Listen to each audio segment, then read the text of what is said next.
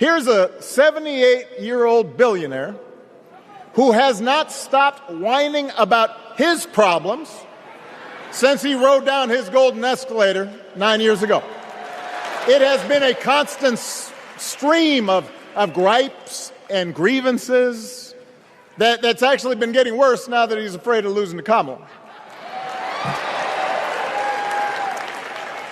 There's the childish nicknames, the crazy conspiracy theories, this weird obsession with crowd sizes.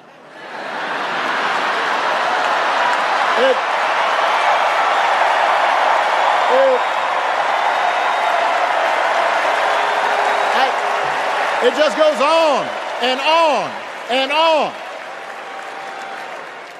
If Ivanka weren't my daughter, perhaps I'd be dating her. You know. So I accepted what he said.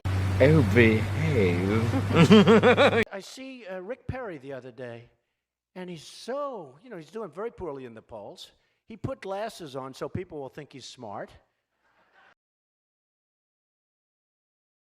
It just doesn't work.